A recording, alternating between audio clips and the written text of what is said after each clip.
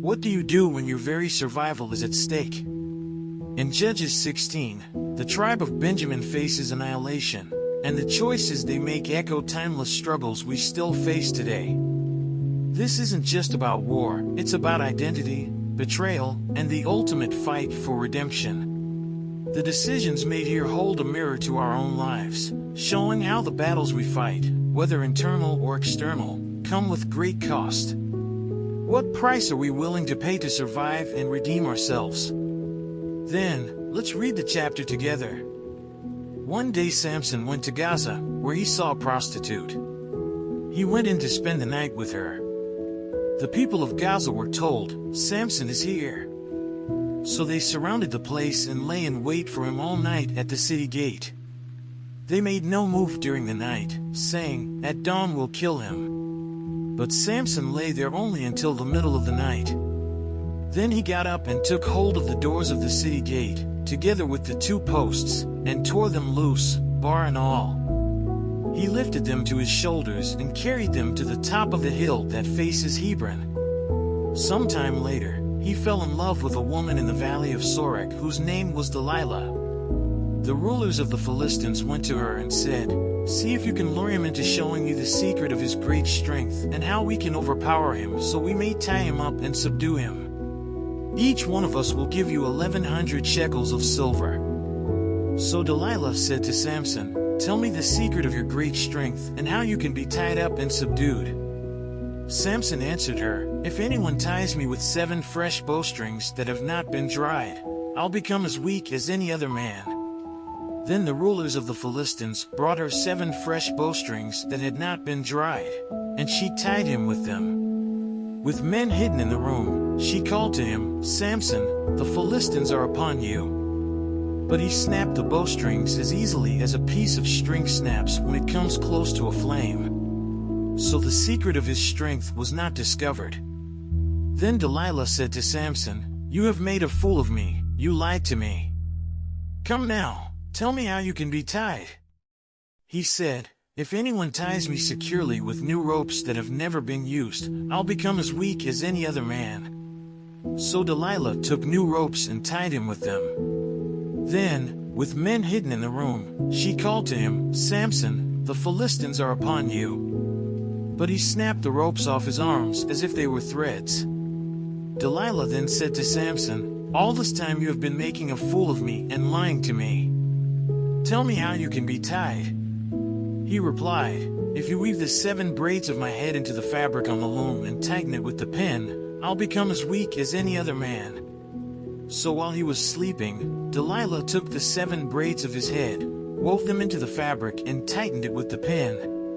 Again she called to him, "Samson, the Philistines are upon you." He awoke from his sleep and pulled up the pin and the loom, with the fabric.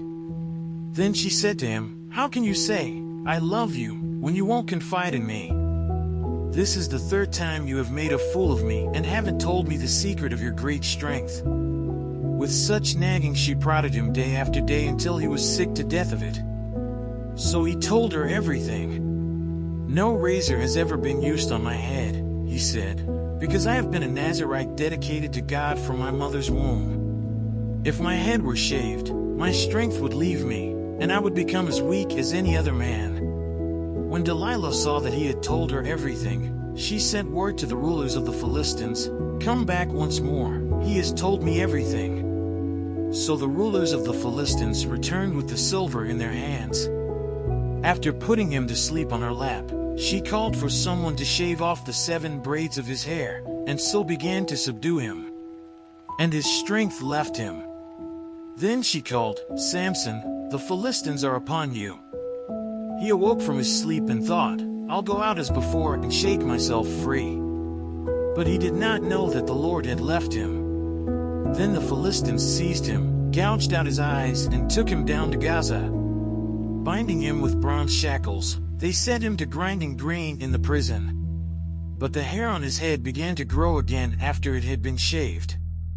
Now the rulers of the Philistines assembled to offer a great sacrifice to Dagon their god and to celebrate, saying, "Our God has delivered Samson, our enemy, into our hands." When the people saw him, they praised their God, saying, "Our God has delivered our enemy into our hands, the one who laid waste our land and multiplied our slain." While they were in high spirits, they shouted, "Bring out Samson to entertain us." So they called Samson out of the prison, and he performed for them. When they stood him among the pillars, Samson said to the servant who held his hand, "Put me where I can feel the pillars that support the temple, so that I may lean against them." Now the temple was crowded with men and women. All the rulers of the Philistines were there, and on the roof were about 3,000 men and women watching Samson perform. Then Samson prayed to the Lord, "Sovereign Lord, remember me. Please, God, strengthen me just once more, and let me with one blow get revenge on the Philistines for my 2 eyes." Then Samson reached toward the 2 central pillars on which the temple stood. Bracing himself against them, his right hand on the one and his left hand on the other, Samson said, "Let me die with the Philistines." Then he pushed with all his might, and down came the temple on the rulers and all the people in it. Thus he killed many more when he died than while he lived. Then his brothers and his father's whole family went down to get him.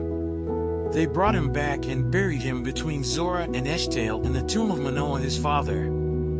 He had led Israel 20 years. Let's say a quick prayer to thank the Lord for his mercy. Hey God, just wanted to take a moment to thank you for this incredible journey of learning and understanding. I'm grateful for the wisdom you've opened my eyes to through this study. Please help me not just to know these things, but to truly live them out in my everyday life. Guide me, give me the strength to apply these lessons, and help me see how I can make choices that honor you in everything I do. Thank you for always being there, for leading me forward, and for never giving up on me. Amen. Now that you've explored the choices, betrayals, and sacrifices in Judges 16, it's time to reflect. What battles are you facing in your own life right now? Are you making decisions that align with your identity, or are you compromising for convenience? Samson's story, and the tribe of Benjamin's fight for survival, teach us that redemption often comes with a cost, but it's never too late to turn things around. What are you willing to sacrifice today for a better tomorrow? If this story has sparked something in you, don't just leave it here, apply it, act on it, and share your journey with others. And don't forget to subscribe and turn on notifications, because there's always more to learn about how these ancient lessons still shape our world. And, as always, don't forget to check the last video and learn more about the scriptures.